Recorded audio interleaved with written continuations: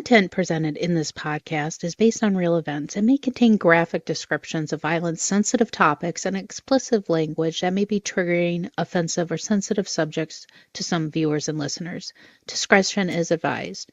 The purpose of this podcast is to explore and discuss true crime cases for entertainment and educational purposes only. This podcast does not intend to glorify or sensationalize crime, but rather aims to analyze and understand the complexities of human behavior in the criminal justice system. We encourage listeners to approach this content with empathy, critical thinking, respect for the victims and their families. What drives a person to commit acts so horrifying, so beyond human comprehension, that it would make even the seasoned armchair detective recoil in disgust? The psychology of a sadistic, twisted labyrinth of deep-seated rage, power obsession, and mental unraveling. These are not just crimes of passion or desperation. These are acts born from something far more sinister than I can even comprehend. What makes someone cross that line? Is it genetics? A lifetime of abuse? The perfect storm of nature and nurture colliding? We will explore the psychological triggers, sadistic impulses, and terrifying descent into madness that turns a human being into a monster. It's time to start the show. Let's hit it.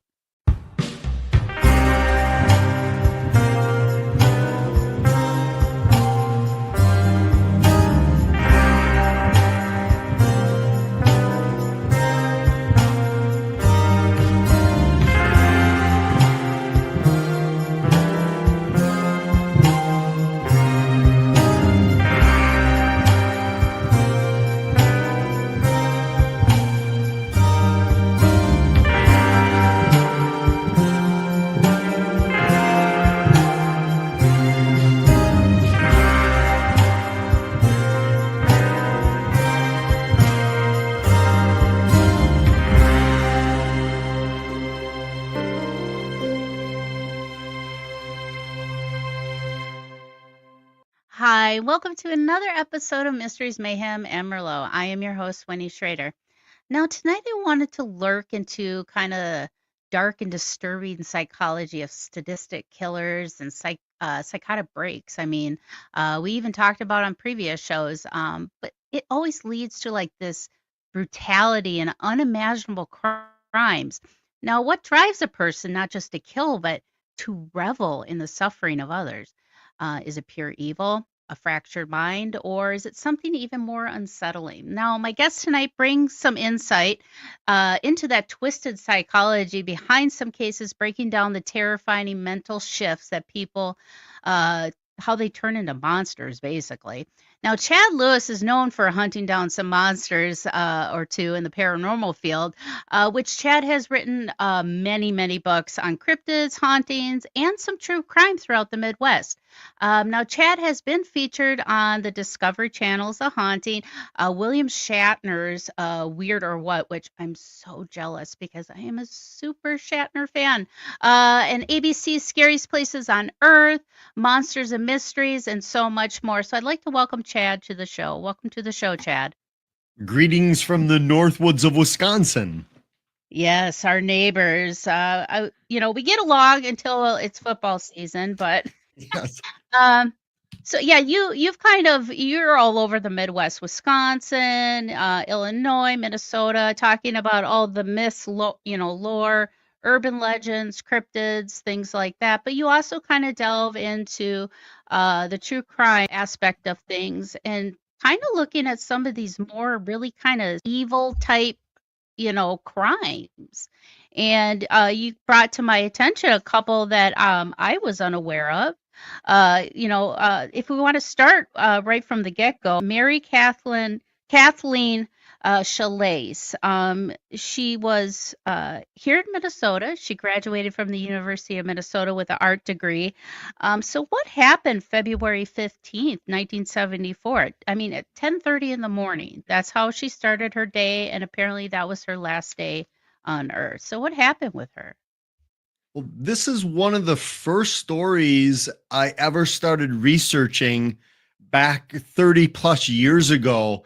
And I come Okay. from more of the supernatural where I had people seeing a ghostly spirit of a woman out at a place called Elk Lake Dam. And they had so many encounters. I started digging and found that young Mary back in 1974 was traveling. She was hitchhiking from Minneapolis to go to a art show in Chicago. And she was last seen being picked up on the side of the road by a gentleman. And then way in the middle of nowhere, Wisconsin, very rural, Elk Lake Dam, a tiny town outside of my hometown of Eau Claire, Wisconsin. Neighbors saw a man kicking dirt and leaves and snow over something on the side of the road. And it was a very rural place, so they thought it was suspicious. They called the police. By the time the police arrived, the man was gone. The body of Mary was on the ground. She was a 25-year-old woman. She had been stabbed to death and left at the scene of the crime. And even though they had a witness description of the gentleman, he was never captured. But the story didn't end there. It received a lot of fascination. And over the years, people would go there because it was thought to be haunted, that they would see a woman in white walking around. I even talked to a neighbor who her mother, she thought her mother was going crazy because her mother lived right next to where Mary's body had been left. And her mother told the daughter, yeah, at night there's this woman, Mary, who comes in my backyard and talks to me. And this woman thought her mother was going insane, dementia, until the mother passed and she heard the story of Mary being killed out there and the ghost, and thought maybe her mother was encountering this spirit. So the case went unsolved, and I was there at the location by Elk Lake Dam dozens and dozens of times doing paranormal research. And I must have talked about this case maybe 1,000 times at presentations throughout the years. And everyone would come up with a theory. And I felt like I was trying to keep the case alive as well, keep it in the news. And a few years back, because so many people had heard the story and so many people went out there to check for themselves, and so many media outlets had covered it, that they dug up Mary's body looking for DNA evidence. And unfortunately, they didn't find any. But you can imagine my surprise after 30 years of talking about this case, that last November of 2024, police apprehended an 84-year-old Minnesota man 50 years after the crime and arrested him, and he admitted to killing Mary. Wow. Now, with the paranormal encounters that people were having with this ghost Mary, was this ghost giving her mother any information of what happened to her? I mean, was there that kind of communication going on between the paranormal side of things to the people in the home? I mean, is that kind of how things? I mean, obviously, she found out her name was Mary. But was the spirit giving her some information, kind of like the Greenbrier ghost type situation? Not that we know of. And this was coming all from the daughter of the woman who had passed by the time the woman had heard the story of Mary. But the daughter heard the story that Mary was coming up the backyard and that she was a young, attractive young woman named Mary, and she would come and have cookies and lemonade with the mother. And again, the daughter thought, Mom, you're losing it. There's no one, this is a rural area. There's no one coming up into your backyard through the forest and having, brunch with you. But it wasn't until after the mother passed and the woman heard the story. But as far as we know, all the interactions of people who believing that they encountered a woman out there, a spirit, there was no interaction. There was no telling, this is my story, please, try to figure it out. None of that. It was just your typical, people seeing a ghostly image of the first two people that saw it. They were fishing out there, enjoying. It's a beautiful area right by a dam and water. They were fishing when one of them turned around and he noticed a glowing woman right behind him. So he nudged his buddy and said, "Hey, do you know there's a glowing woman right behind us?" And his buddy said, "Yep." but I'm too afraid to turn around and look, So they hightailed it out of there. One of them was so frightened he would not even bring us back to show us where the event took place. So all these years I had thought the guy was long dead, or maybe they had captured him for some other crime. But when they approached him, and they were working with the college out east on DNA, and there was a stocking cap that had been left behind at the site, and they had found it. And about a year ago, they were able to get DNA, but it took a while to track him because he had been adopted. So they went through all kinds of family members, researching them and interviewing and interrogating them. And eventually they arrived to a gentleman, and he admitted it right away, didn't try to hide it. And now he just pleaded no contest and has been sent to life in prison. Wow. Well, I mean, he's not going to serve much time being as old as he is now, but hey, justice was served. He's still serving time for that. And that's amazing to know that.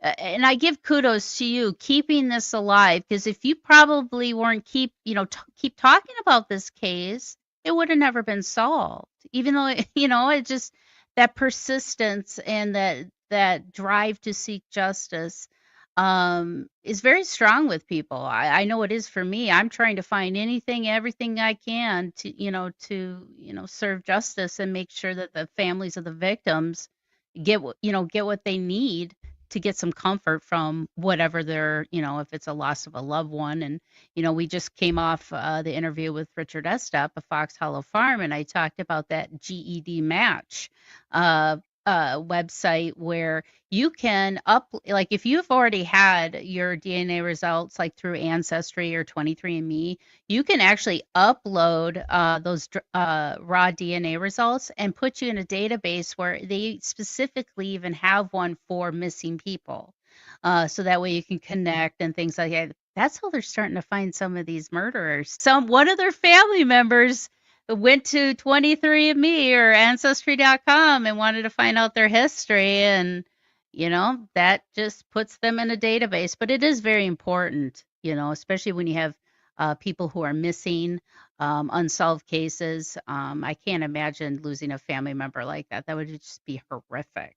But now Now, if you want to go completely on the opposite spectrum, we have Mrs. Markham, who is Mother of the Year, and obviously she had, not to make fun of it, she had a lot of mental illness going on. And back when this happened, they did not have the mental health or the education of mental health like we do today. So kind of give us a backstory on Mr. and Mrs. Clarence Markham up in Cambridge, Minnesota. One of my best friends growing up had a farm up there, and we used to go up there every summer. It was so much fun, beautiful country. But yeah, give us a little backstory on the Markhams and what happened with that family. Well, you're safe because it was Cambridge, Illinois, so you're safe up in Cambridge, Minnesota. You've got off the hook there. Don't have to worry. It's funny how we all have, like, all these Midwest states, we all have the same names and stuff. And I grew up in Bloomington, Minnesota, but there's a Bloomington, Illinois. So it's funny how all the Midwest states have the same names of cities. So this was 1905 in a small town farming community in Illinois, Cambridge. And Julia Markham was 23 years old. She had already had 7 children. And newspapers said she had suffered depression, probably postpartum depression, for bouts of it throughout her last couple years. But in 1905, she had seemed to have snapped, where her husband, Clarence, who worked outside of the farm, went off for work for the day, and Mrs. Markham snapped, and she sent her 2 oldest and strongest children out to fetch wood and water for the day. Well, they were gone. One by one, she invited her 5 youngest children in the house, where she disposed of them with an axe. when the two oldest children came back, they were treated to the same behavior. So in a matter of moments, she had killed all 7 of her children.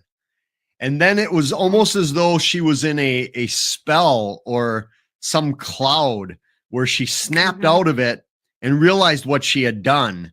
So she tried to knife, but it must not have been sharp enough. It didn't work. So she gathered what she could of the remains of her children and poured coal oil all over them and herself and lit her house on fire. So neighbors, God. Yeah, it gets worse. Neighbors caught wind of this fire, literally, so they rush over and they look inside and can see all the bodies and see Mrs. Markham running out of the house looking like some charred Freddy Krueger on fire. And they said the pain must have been enormous that she was suffering, but she collapsed on the front yard and said it was a traveling salesman who came by and took the life of all my children. But when the doctor showed up and told her she was not going to survive these injuries, she admitted what she had done and she passed away on the lawn. So that's Act 1 of the story. Act 2 of the story is that the father is summoned from his work to come home. So he comes home, realizes that his wife and 7 children are gone. And this is where things got a little strange because investigators grabbed a letter out of the mailbox that Mrs. Markham had left for her husband. And in the letter, she described that she was going to take the children and herself to go meet Jesus, and that Mr. Markham should join them in death. So all the newspaper accounts of the time said that Mr. Markham was so distraught and so sad that he grabbed a rope, went out into the barn, started the barn on fire, threw the rope over a rafter, and then as well, trying to make sure that all bases were covered. He was going down. Right. Yeah. So that's what all the newspapers covered, that he had burning down the barn and the rope, the noose, the gun. Well, it turns out that none of that part was true, that he came home, saw the letter, obviously heartbroken beyond repair, but he moved out of the area, stayed in Illinois, and then remarried, never had other children, but lived the rest of his life. But for generations, people talked about the after the fact of the murders. So you had the murders, the letter, and then the is that like kind of like the first death hoax on social media? Kind of like, oh, this person's dead. No, I'm not. I'm very much alive. Oh, wow. That is crazy. I mean, the surprise of it is that, of course, there are haunted legends about this death curve and the house that will reappear if you walk out there. And the house is gone, obviously. The barn's gone. It's just farmland today. But a lot of people go there because they think it is haunted as well. Wow, that is straight. Yeah, and to have like supposedly a house just manifest, I've never heard of that. Wow, well, the legend is have to take a trip there. Yeah, good riddance. You'll be R.I.P. No, because the legend is that if you walk out onto the land where the Markham family home was, that it will reappear in front of you. But if you're brave enough or foolish enough to walk into the house, you will never return. It will disappear with you in it. So that's the beauty of it, is that, it's like a portal. It'll just suck you into in the abyss of the paranormal realm or wherever you'd be floating around. That is cool. That is a really cool story. But my gosh, I mean, like for her, she obviously had a psychotic break, because it is not normal. It is not normal to kill your children, especially in that type of manner, very, in a horrific way. There's been many cases where mothers have postpartum depression and they end up drowning their children and things like that. And back then, 1905, they just, what did they call it? Like the case of the, downers or something. And it wasn't treated properly. So, but yeah, just to know that she was just that stricken with whatever, and who knows, was there any evidence, did she think that her kids were possessed? Because that seems kind of like a common thing now with child abuse and mothers. They always think their kids are evil, or they're just the devil or possessed. I don't know, because like the whole Ruby Frankie thing, that's why she was punishing her kids, because she thought all of her kids were evil and that they were sinners. It's just like, I don't know how a mother can get in that type of mindset. Between Dave and I, we have 11 kids. That's enough to drive me crazy right there. You know what I mean? But yeah, I just, the manner of pouring oil and lighting them on fire. Thank goodness the kids were probably dead before that happened, because that would have been just awful to know. We got to take a quick break. But when we come back, there's another sadistic serial killer that we all know and love, the lovely Ed Gein. We're going to talk about him after the break, and another one that you brought to my attention that has to involve vampires. So that's going to be very interesting. So we'll talk about that right after the break. Are you feeling lost, stressed, wondering if Mercury is ruining your life again, or the universe is just ghosting you? Well, you're not alone. At Love and Lotus Tarot, I keep it real. No crystal balls, no woohoo, just honest, grounded guidance to help you navigate life's chaos. Whether you need clarity on love, career, or just anything that feels like a mess, I've got you. Here's something really cool. In between tarot sessions with me, I just put out this new journal book, your very own purge journal. Don't hang on to all that angst and all that stress and all that anger. Get rid of it. Whether it's valid or not, you still have that emotion just eating away at you. So purge them onto paper, scream it, shout it, get it out. They're available right now on Amazon. Scan the QR code or click the link in the description below, or just visit me at lovelotustarot.com and purchase your purge journal there. Visit lovelotustarot.com to book a reading, check out some of the new merch, and find the insight you've been searching for. Because let's be honest, therapy is expensive and my cards are way cooler anyways. So head on over to lovelotustarot.com now and let's figure out this thing called life together. Okay, and we're back from the break. Now, before the break, I said we were going to talk about one of the all-time favorite serial killers, Ed Gein, because he was a very interesting cat. Because a lot of his victims were already dead. But tell us a little bit about Ed Gein, and maybe some information that people may not be aware of. Because I mean, Ed Gein has been synonymous for many years, and they've even used bits and pieces of him in serial killer movies like Silence of the Lambs and things like that. So, but is there anything interesting about Ed Gein that people may not know, or maybe some false things that are floating around about him?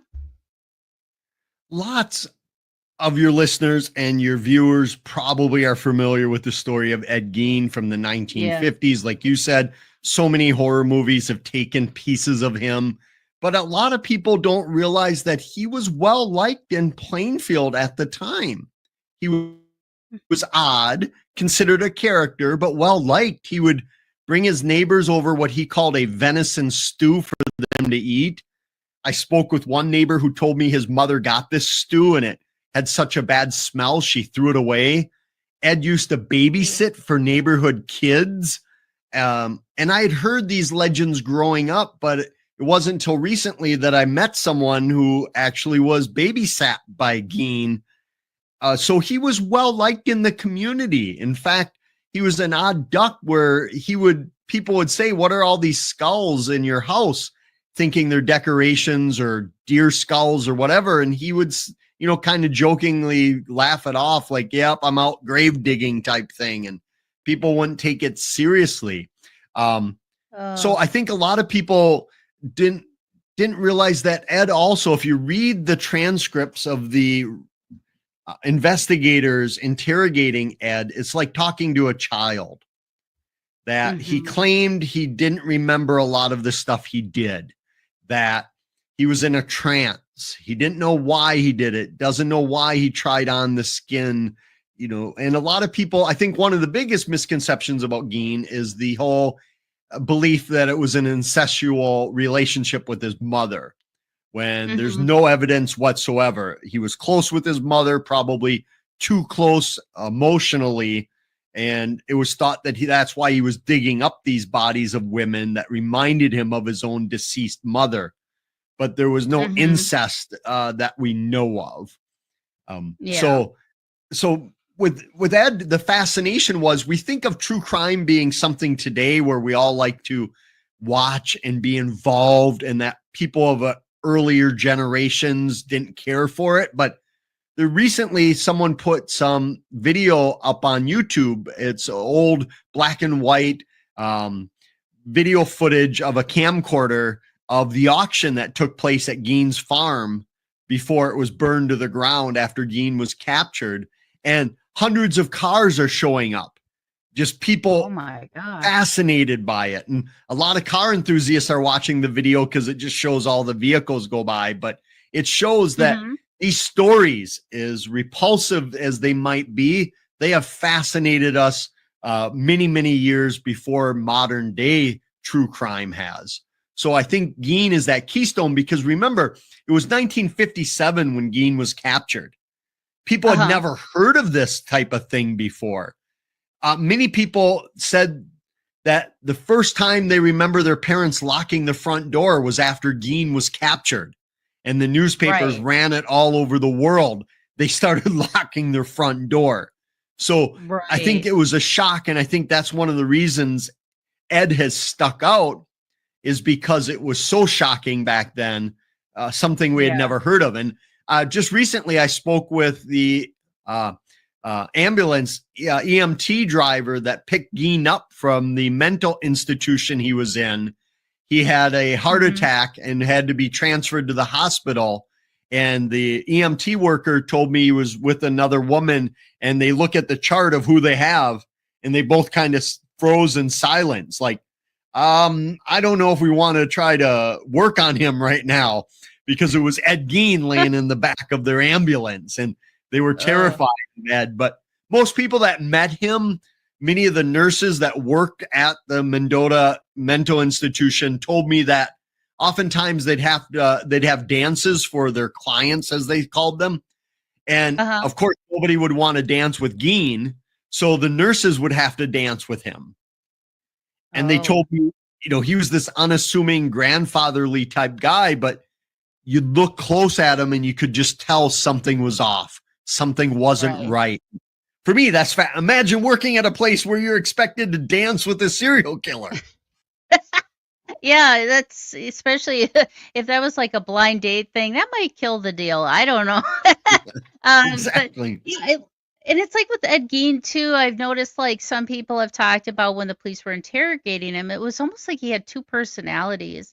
And like he had that very childlike one, but then he had that very kind of weird, and I think that's where you're talking about when you look in his eyes, because sometimes he looks fine, and then there's some pictures I look at him and I'm like, ooh, it just gives, it just gets it underneath my skin and makes my skin crawl because there's something there that you sense with him. And yeah, it's almost like he had kind of like this dual personality almost. And that could have very well been his codependency on his mother. Obviously his upbringing was off because of his behaviors and things like that. But, you know, he would go dig up bodies and then dissect the bodies and pull skin off and do things. Now there has been some misconceptions that he had like a bunch of furniture in his house made out of human skin and bones. But some people said though he did have the bowls, the top side of the skull made bowls out of things like that, and that is very bizarre. And at that time, it seemed like newspapers were starting to get those salacious headlines. And that was kind of the social media of the day, was the newspaper.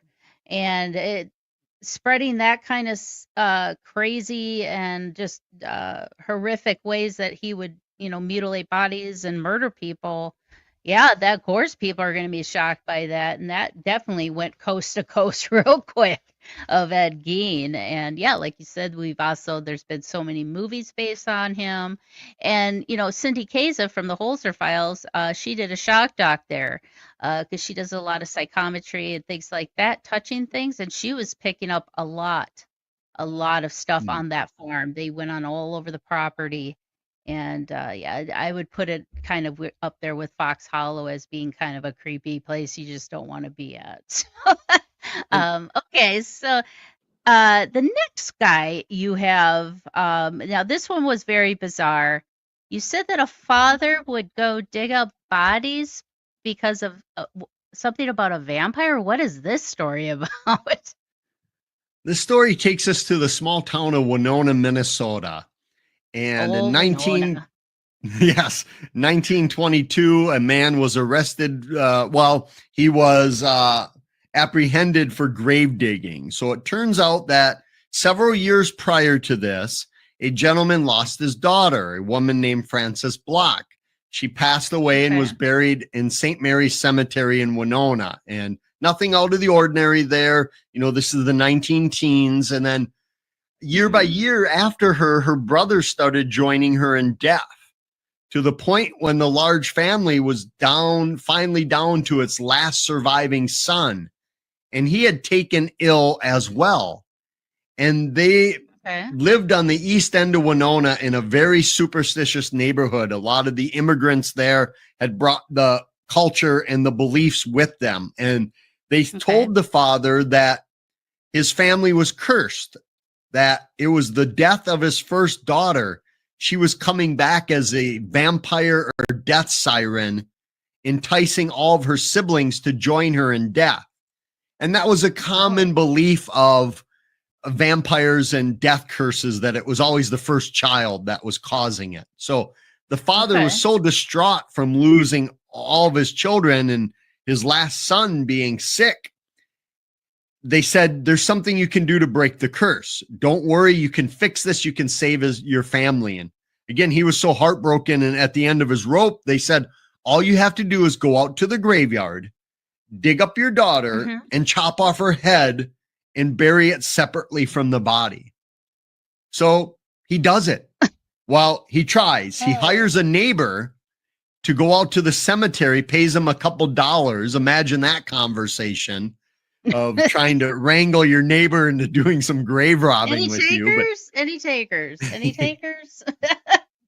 So the neighbor and the father go out there, but when they dig up the daughter, they realize she's merely a skeleton, nothing left. And they said, she can't be a vampire. There's no way she can be coming back in this form. The only thing they found was that she still had the cross that was placed on her chin at burial to stop her from becoming a vampire. So they had already suspected she might become one. So they reburied her and thought, case closed, did our due diligence, the curse is broken. But the next day, the son took a turn for the worse. So the father thought, maybe it wasn't my first daughter that was the vampire. Maybe it was my first son who died. So the twosome went back to the graveyard the next night. They were experienced grave robbers now. So they dug up the first son and same thing. He's a skeleton. There's no way he could be coming out as a vampire. So they rebury him and thought, now we've done it. Curse is broken. Go about our lives. Well, the next day, the last son did indeed die from his ailments. The police found out about the story. They went out to the graveyard to see if it was true. So they dug up the body of the young daughter to make sure he had not desecrated or molested the body. And sure enough, same cross was there. They reburied her, and they didn't dig up the son because they believed the father. But here's the interesting part is that this was 1922 at this point. The father was not charged because at that time in Minnesota, there were no laws on the book about digging up any graves. As long as you didn't desecrate or harm the body, you could dig up as many people in Minnesota as you wanted. Don't try that today. The laws have changed. Yeah, but, so the man was never charged. He was able to dig up the bodies and believing it was a vampire or death siren of his family. And he was a former police officer, which might have factored into why he was never charged with the crime. And of course, now the cemetery is thought to be haunted as well. And a tragic story of the Block family of being vampires. Yeah, we'll talk about Jeez, what don't they understand about rest in peace? I mean, leave them alone. Sitting there digging them up, putting them back, digging them up. But my goodness, no wonder that place is probably haunted. They're worried about somebody else. They're trying to keep everybody out so they don't dig up anybody else. They're probably just sick of it. That is crazy. And that kind of shows you the culture of hysteria and how that can quickly spread within a community. And, you know, you get the pitchforks going and everything else. And for him to just not understand that, you know, maybe it's just a sickness in the family. But yeah, they always have to throw that superstition and that supernatural element in there, saying that they were vampires. But now going through some of these cases, especially, you know, because I love, and I've always talked about this, I love true crime with a paranormal twist. Have there been any other cases that you've investigated or researched where the ghost or spirit did assist help solving a crime other than like the Greenbrier ghost or Red Barn ghost? Are there any stories like that floating around that you've heard of that could possibly be looked into further? That's a great question. I don't know of any where information was delivered through a spirit. Now, I've done a series of books on old newspaper accounts from the 1800s and early 1900s where there are newspaper accounts of stories of people being visited by a victim, and that victim tells them information, but it's usually a stranger or someone who happens to be in the house where the event took place, and they go to the police saying, I've been told this sounds weird, but this is what happened. I know of some cases in the old days from the books I did too, where it came through dreams, where this information came as well. But I don't know of any modern cases. I'm sure there are plenty, but none are just coming to mind where a spirit, you know, either leaves evidence or tells something that can be used to help catch the killer. But in the old days, that seemed to happen quite a bit. Yeah. And, you know, because I've kind of delved into those kind of cases too and the mystery behind them. Now, have there, with you being well educated and researching on cryptids, have cryptids ever crossed onto the true crime platform? Because I can only imagine, I would love to hear a story where like Bigfoot was digging through the trash and left a mess, and they're and they're trying to chase him off the porch like a raccoon, and he's destroying things. And have there been any type of cryptids involved in any type of true crime case, like the Dog Man or anything like that?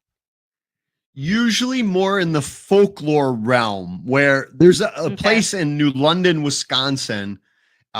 It's Marsh Road. It's a road nobody wants to go to. It's said to be alive, that if you drive one way, it'll be a certain distance. When you come back, it'll have shrunk or expanded. You'll have auto mechanical troubles out there. Batteries will die and the like. But one legend goes back to the 1950s of two homecoming king and queen that after being crowned at the homecoming ceremony, they went out to Marsh Road to celebrate, but they weren't going out there to get to know one another. They were going out there and took their lives at the end of a rope, and that they died out there. And now you can go see them. And even though we have no evidence, we've never found any indication that these two young kids did indeed die out at the road. A story started springing up in the 1950s as well, that the road was inhabited by a goat man, half human, half goat, which half is which, depends on who you talk to.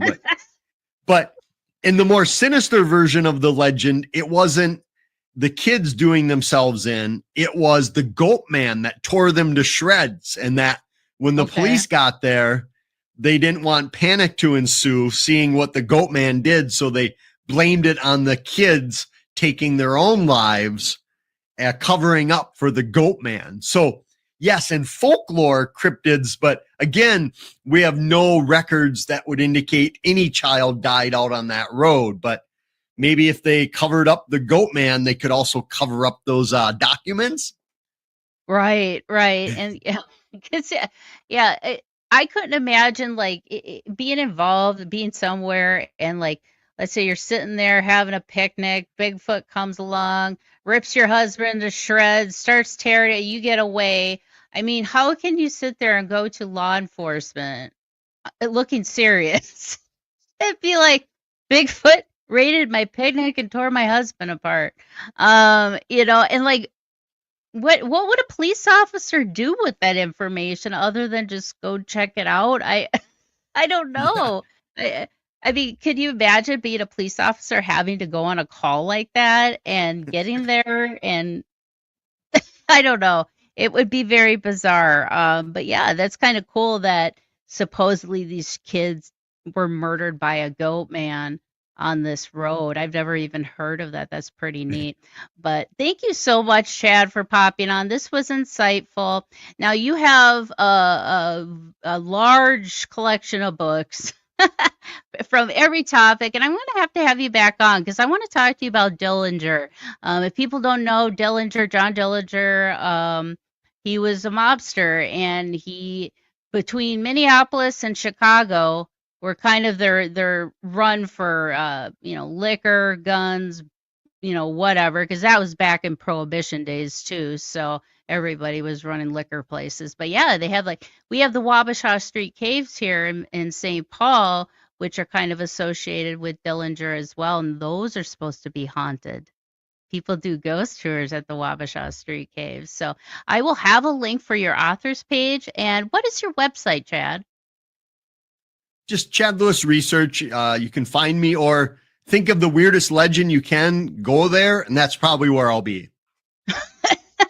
I know some of the stuff you come up with is bizarre, but it's so cool. And I know you do the research and you have a passion for this, and it shows within your writing, because when I've read some of your books, I can hear your humor and kind of your bubbly personality in there. I mean, you could be talking about the most scariest thing, and I'm seeing your face just smiling.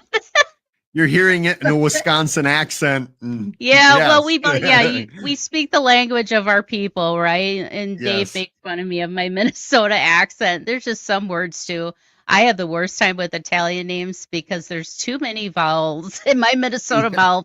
Can't say them, but thank you so much, Chad. This was fun. I mean, even though it was gory at times, but it's cool to look back on some of these cases, especially ones that are not well known, and just kind of see the eclectic collection of true crime cases throughout history, because it's not just about shooting somebody with a gun or stabbing somebody with a knife. There's also folklore and urban legends that follow along, and that's the mystery part of it. So I appreciate you coming on. We'll have to have you on again, and I hope to see you all next week. Thank you for joining me for another episode of Mysteries, Mayhem, and Merlot. And until our next case, my armchair detectives, stay safe, stay vigilant, and stay aware.